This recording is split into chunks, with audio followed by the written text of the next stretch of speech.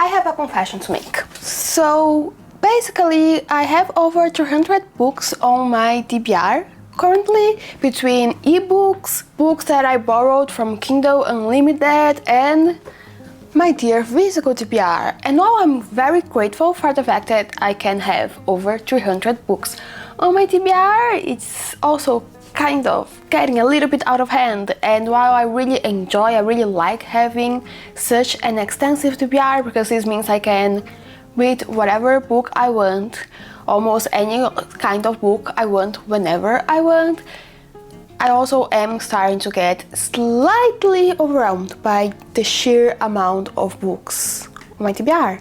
So basically today we are going to start TBR Takedown, which is that very popular series people are making on YouTube and also other platforms where you just tackle your TBR, and that's what we are going to be doing. If you're new here, hi, I'm Carol, and in this channel we talk mostly about books, but also if you are not new here and you have already watched other videos from this channel before, if you watched ever the reading diary series, TBR Takedown will be essentially the same thing, maybe with some things that are slightly different, but essentially the same thing in the sense that we will be mostly mood reading and just reading through my TBR, reading through my Kindle TBR or the Kindle Unlimited TBR, because I do, even though you don't own books from Kindle Unlimited, I still consider them part of my TBR.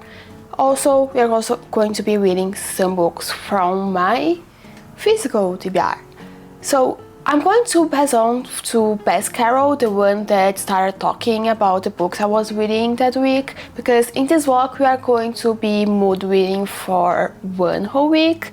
And yes, I'm going to pass you to Best Carol and hope you enjoy this vlog. Currently reading A Close and Common Orbit by Becky Chambers, and this book will be a book that will be in another vlog, so there will be some books that I will probably talk in this specific vlog that will be kind of overlapping with other vlogs, but then after I read this book I probably will start other books that I'm just in the mood to read. Other books that I'm currently reading, I have The Flip Side by Flippen. This is a self-help book that was sitting on my TBR, and then one day I just picked it up and I read 3 chapters, haven't touched it in a while, but I want to continue reading it.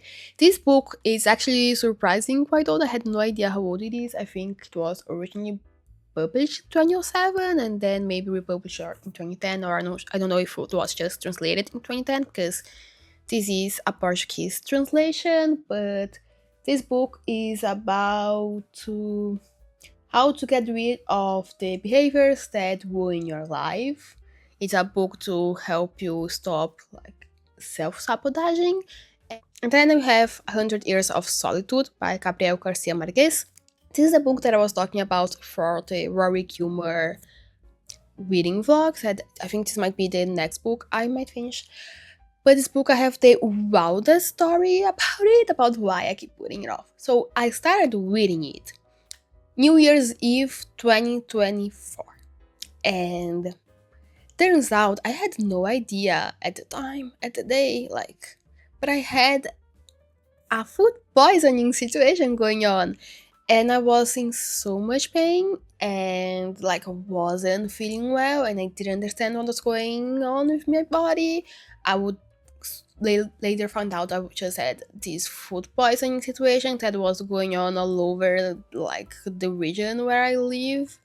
It was something that was going on everywhere, and I was just one of the earlier cases of it, and a lot of people got really sick. But I was feeling so unwell, and I started reading 100 Years of Solitude. And there are 2 things about this book. One is that when I look at this book has been sitting on currently reading pile for over a year now. But every time I look at it, I do remember that day. I remember there was a moment where I was so frustrated that I needed to just take that frustration out at something. So I look at this book, I look at this open path where there was nothing essentially. So I just threw this book across a hallway to try to get my frustration out because I was so feeling so unwell. And you can kind of like see if you look at it like in the corners, because I literally threw this book towards a path where I look at it and I was like, I won't hurt anyone, I won't break anything, and this is a book, I won't break the book. So okay, this might be a good thing to take off my anger at. So the first thing about this book is that I remember that day whenever I look at this book. Another thing is, I'm pretty sure if I start looking at it, there would be some like teardrops marks, because I remember there was a moment where I started crying because I was so frustrated. But another thing about this book is that, like, we start the book, this is a generational family tale where we follow many generations of this family, and some people have very similar names. Also, turns out the writing in this book, there's like one of my personal literary icks. It's not necessarily something that will absolutely put me off reading a book, but it is definitely something I personally don't enjoy about books, and it is extremely long paragraphs. There are paragraphs that takes over 1 page, and I just personally don't like it, especially when you have so many of these sort of paragraphs, these very long paragraphs in a row.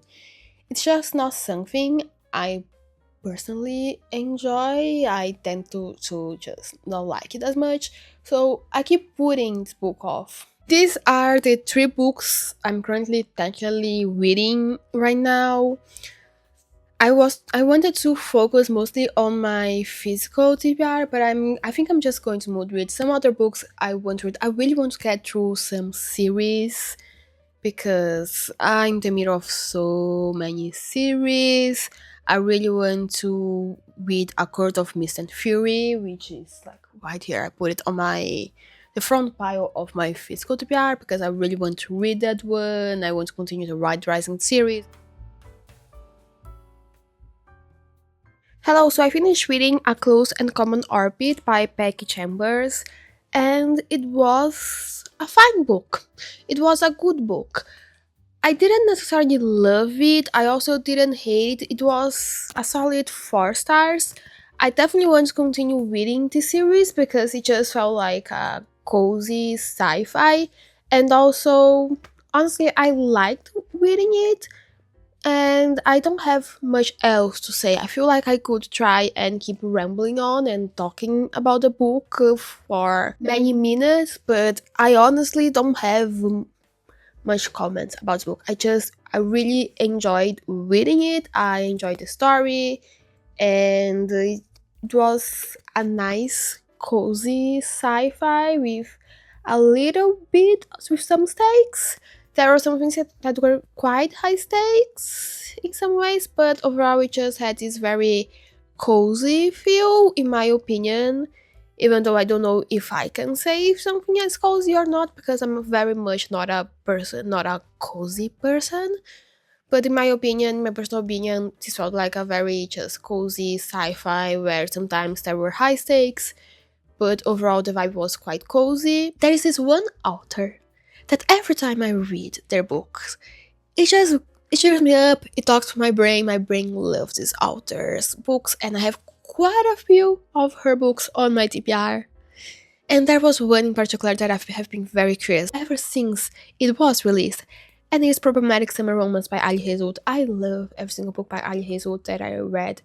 Definitely, there are some that I like more than others, but I just love the way I love Ali's sense of humor. I think it really talks with my brain, it talks with my sense of humor, my personal sense of humor. And I've been wanting to read Problematic Summer Romance ever since this book was released. So much so that, if possible, I do prefer to read the book in the language it was originally written at.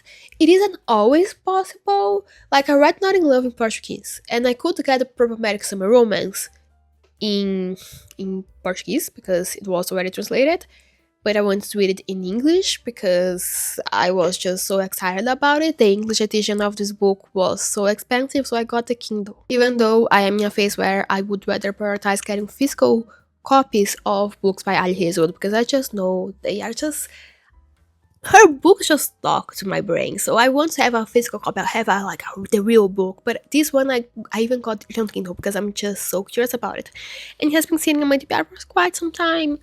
I just haven't picked it up mostly because honestly I didn't have time at the beginning of the year. I was not enjoying many romances and I was more in a fantasy vibe. But now I just need something that will make me happy, and Alice books always makes me happy. So I picked up Problematic Summer Romance. I'm opening up the Kindle. Why am I opening up the Kindle? I just finished chapter 2 last night, so here's the book. I finished chapter 2 last night. I want to continue reading today. Hopefully this will help me with the doom scrolling, but I hope Problematic Summer Romance will help me because Ali Hazelwood, her books just so sunk into my brain. I just like the way she writes and her sense of humor, and I have so many books of hers on my TBR, and I'm not going to lie, I realized that I keep reading many of her books off just because I'm scared of running out of Ali's books on my TBR because I just saved them for when I'm not feeling my best. But I think I need to prioritize them because I just love them so much, and then on the days that I'm feeling gloomy, I could just read them. But we're reading Problematic Summer Romance, and in case you don't know what book's about, in Problematic Summer Romance we follow Maya and Connor. Connor is Maya's brother's best friend and business partner, and he's also, I believe, like 12 years older than her. I believe she's in her early 20s, he's in his late 30s. And in this book, Maya's brother is getting married. It's a destination wedding, and she's going to spend a week in a hotel near Connor. I think from what I heard there might be some problems with the wedding and they will need to fix it because Connor is the best man. And also like Maya, we see this because this book is technically it's a sequel to Not in Love. It's interconnected with Not in Love. But Maya, you can tell in the first book in the Not in Love series that she has a crush on Connor, and their dynamic was really interesting, and I heard there is more to the story, so I'm curious to delve into the story, find out what is going on between these two characters, explore their dynamic, and see how Ali will do this age gap, because this is quite a significant age gap. But I'm in chapter 2 and I'm already enjoying it. It didn't have much to the story yet, but we all have a cameo from Tiny, which is the giant dog that Eli has, and Maya is traveling with Tiny from the United States to Italy. And I'm already having fun. I feel like this book already has so much potential. Like I'm only on chapter 2 and it's very short chapters. We don't have much to go on right now, but I'm already enjoying it. Hello, it's the next day and I'm currently 33% through reading Problematic Summer Romance by Ali Hazelwood.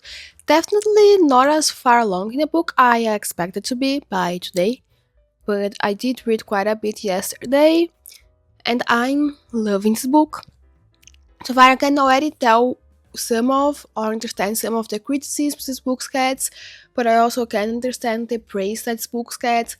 Personally, I'm really enjoying it. I like the dynamic between Connor and Maya. There are some things about Connor that are really annoying me, but overall, have a feeling we'll find out more about why he's acting this way. But so far, I'm really enjoying the book. I'm really enjoying the dynamic between the characters, the story. Also, Tiny, the giant dog, is adorable. Oh, I accidentally unblocked the Kindle. Let's block. So, as you can tell, I'm just about to start chapter 14. But the story is told through dual timeline, so in the present moment we are in Italy, they are there in this villa to go to war because of Maya's oldest brother's wedding, and they are in a group of, I think, 12 people in this group that are staying in this villa for the wedding. And then we have the past timeline, which is so far only 3 years ago in the story, which is when Maya and Hark they meet. kind of they technically met when she was still a child, but she never really had much contact with him.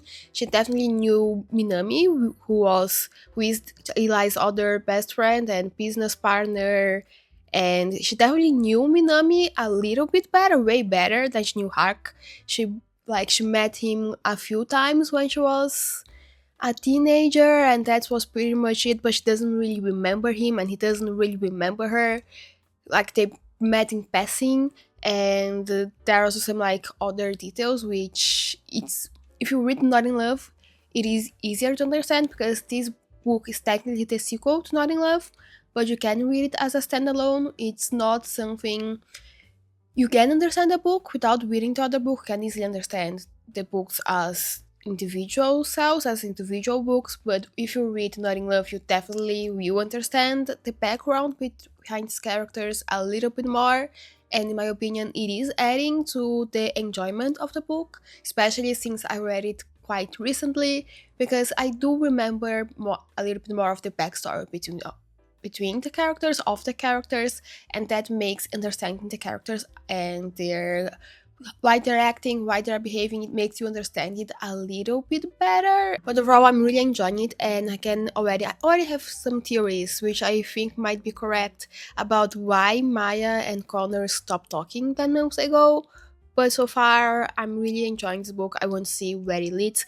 Okay, and now that we have already talked about the main plot of the book, my opinions about the book, we need to talk about a side character in this novel, which is Nyora or Nyora, and she's the youngest sister to Rue's best friend, whose best friend's being Tisha. So she's really good friends with Rue as well, and she's also now really good friends with Maya.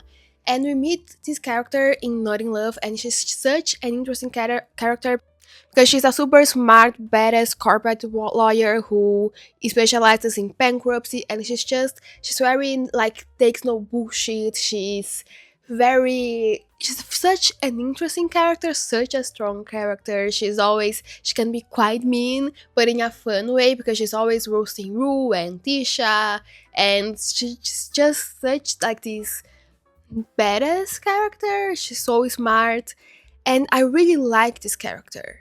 And I want a book with Nyora or Nyora just because I want to know more about her. I want a story with her.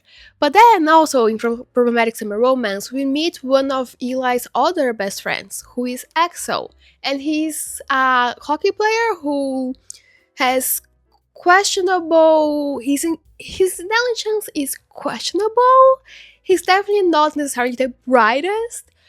And so far in the novel, he gave everyone in the party E. coli except 4 people. The 4 people that were saved from E. coli are Connor, Maya, Minami, and Minami's baby. The only 4 people that don't have E. coli in this whole party, because Axel gave everyone E. coli because he bought a drink from a local market that was supposed to be organic but was just contaminated.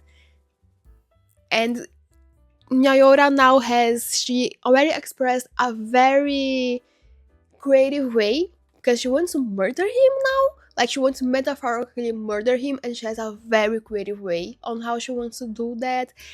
And I want a book about 2 characters so badly, but so badly, because they are giving Claire and Phil Dunphy vibes, and if you have no idea what I'm talking about, please go watch Modern Family, which is a masterpiece of television. But Nyora and Axel are giving strong Claire and Phil vibes. I really want a book about them because they're literally Claire and Phil, except that instead of being a cheerleader, Axel is a hockey player, and instead of being a housewife turned wardrobe company mogul, Nyora is a corporate lawyer, and this story won't take place in California, but in New York, because Nyora lives in New York. And I just want the story about 2 characters so badly, because again, it's Claire and Phil. I feel like it's literally Claire and Phil. You have the one with the kind of questionable, sunshiny, bumbly idiot, who might not be so much of an idiot, but it might be an idiot that makes kind of questionable decisions and might one day buy a llama because they felt they aren't great at making decisions under pressure. And then they kind of mean but fun and a good person, nice person, badass woman who is Nayora. And I'm reading about these characters and I want a book about them so badly. And by the time I'm filming this clip, Ali Hazelwood has no book announced for 2026. I know they are releasing Two Can Play, which is a physical copy of a novella that was initially released as an audiobook, but there is no original work announced by Miss Ali.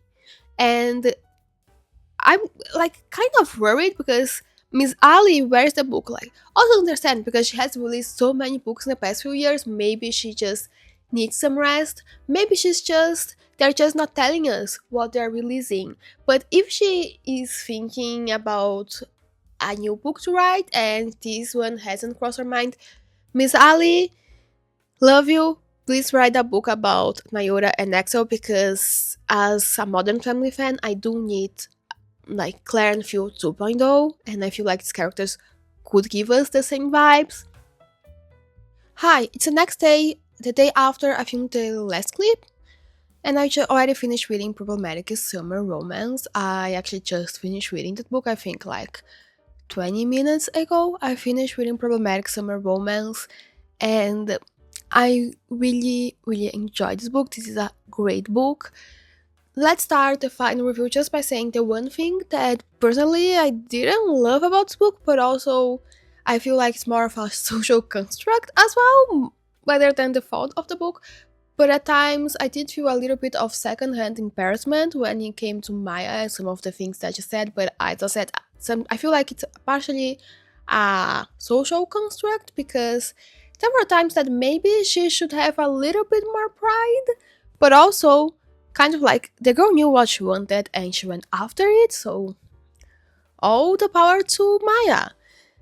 But let's now move on to all the good things I liked about this book. Like the banter between the characters. If you like good banter, this is a great book to pick up because Maya and Connor have such great banter. The yearning, the setting, like there was a minor character development, but just enough to feel like it was good enough for the book because characters didn't need like a massive character development because for the story they just needed a little bit of a character development. And I had a lot of fun reading this book. I understand the criticism that I saw about this book, but also I understand the praise, and I'm definitely leaning more on the side of the praise. But also, this is Ali Hazelwood, and so far I haven't liked any of her books. I really liked every single book or piece of work, like every book Ali published so far that I read so far. I really enjoyed it, and Problematic Summer Romance is a solid 4.5 stars for me. I feel the only reason why this isn't a 5 star is just it didn't have that 5-star feeling, but rather I really enjoyed it. I enjoyed it so much that I read most of the book yesterday. Now, moving on to the next book, because now let's just say another thing, because I'm still waiting.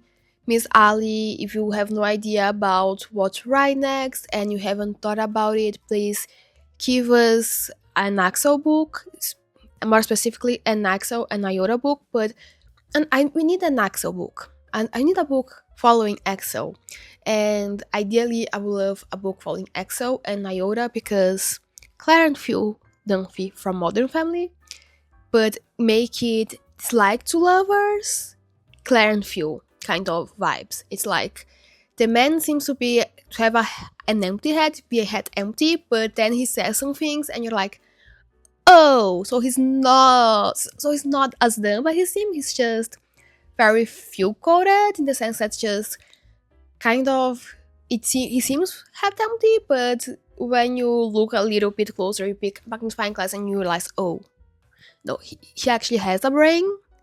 It's just it doesn't necessarily show it. It doesn't necessarily show it in a conventional manner, but he does have a brain. And sometimes he says some things that are funny, like at one moment he says he's trying to find his Pompey pose in case he dies, like covered by lava, like in Pompeii. He wants to figure out which pose he will die doing. So I want an Axel book. And then you have an Iota who dislikes him the whole book because of E. coli gate. And I just feel like those two would match. So maybe in the next book, if Miss Ali, if you don't know what to write next, please write a book about Axel and Iota. It's like two lovers. Maybe Axel gets traded to New York, or he retires because he's in his late 30s, mid to late 30s, like Eli. And maybe he retires and then moves to New York because Iota lives in New York. And I just want a book about two characters. And if Ali doesn't give us a book following at least Axel, I will be disappointed because I have a feeling that she has been giving us Easter eggs about a book about Axel since Not in Love. Also, the cameos from other characters in the Romantic Summer Romance were nice. I haven't read Deep End yet, but I know the main characters from Deep End show in this book, and now I want to read Deep End even more. Also, we have mentions of Jack from Love Theoretically, and I love when Ali just makes other characters from the Aliverse makes cameo on a book by Ali. So, moving on to the next book, because Romantic Summer Romance, if you want a good romance, a smutty romance with great banter, yearning, please pick up Problematic Summer Romance. But moving on to the next book is that I had no idea what to pick up next because, again, I finished reading Problematic Summer Romance 20 minutes ago. It's just that I have this thing where I finish a book and then I immediately start reading another book. I've been doing this since I was a child. I don't think it will change.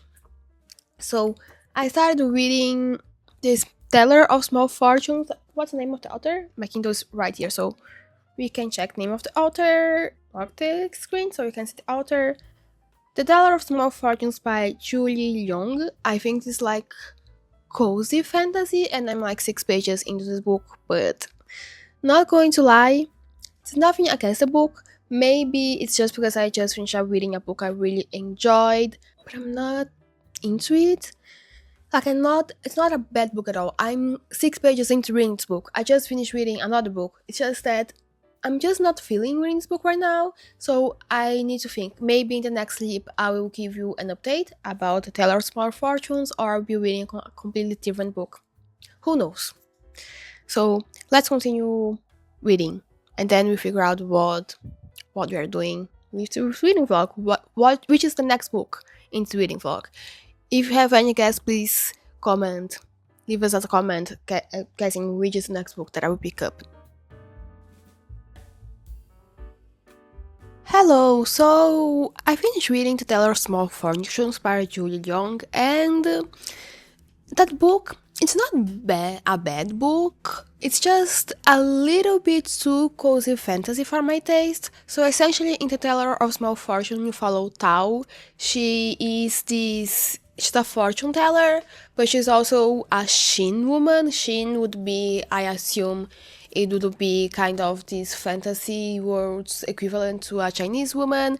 She is essentially very obviously an immigrant in this land, which in my head I keep picturing something like Russia or one of the Nordic countries of sorts, because the characters, some of them, like one of the characters, it seems portrayed almost like your classic Viking soldier of sorts. I kept picturing him as Thor, so in my head it's something like Russia or a Nordic country, but essentially we follow Tao. She's this fortune teller, she's very obviously an immigrant in this country, and this country kind of has beef with the country where she comes from, but also Tao, even though she is an immigrant, she essentially lived most of her life in this other country called, I think it's Estera, how you pronounce the name of the country, but she essentially lived her whole life in this other country. So it's one of those situations where even though she's very obviously not born there, her family is not from there, she's also from there, so there is a little bit not, people sometimes are not very nice to her, but essentially, because Tao is a fortune teller, it's not that she reads small fortunes, because she can only read small fortunes. She can see the big fortunes. It's just that one, she doesn't want to be seeing the big fortunes because she's scared of it, but also because she doesn't want people to find out that she has this very popular, it's not very popular, but this very powerful power, because in this country where she's living, it's called Esteria, I believe. There is the Guild of Mages, where the country essentially recruits people with powers to join this Guild of Mages, which is part of the military, from the crown, from the royal family. It's sort of like a very powerful arm of the military, and Tao doesn't want to be part of the Guild of Mages, so she's kind of hiding. She doesn't really want to show much of her powers. She has an strange relationship with her parents, with her mother and her stepfather. But at the beginning of the book, we follow Tao. She's on one of her journeys as a fortune teller, and while she's on the road, she meets these two men, Silt and Mesh. And Silt is a farmer thief, even though he steals from some people, but he's a farmer thief, in his words. And Mesh is a former mercenary, and they are essentially on the road because Mesh's 4-year-old daughter, recently went missing. So he's looking around the country, he's looking for his daughter. And one day, while Tao is on the road, there is this tree that is blocking her from crossing the road. Mesh and Silt are also trying to cross the road. They help her remove this tree so she can pass, and then Mesh asks her just to read his fortunes if he will find his daughter as a sort of payment. And then Silt and Mesh end up joining Tao in her journey.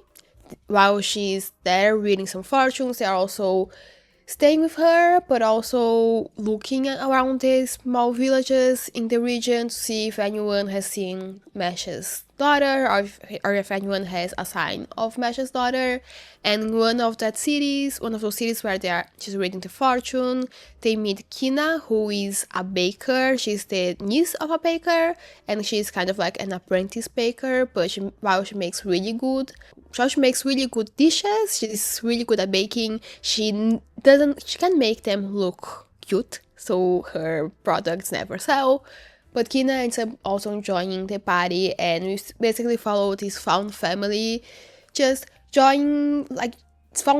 roaming around the country, roaming around the small villages, while Tao is reading fortunes, Silt is trying to find jobs. So we basically follow this family, not this found family. They essentially become families. They are started as friends, but by the end of the book, they are essentially a family, and we are basically following them, walking around, exploring this country while Tao is hiding from the Guild of Mages, and Mesh is looking for his daughter, and Kina and Silt are basically there along for the ride and to help them.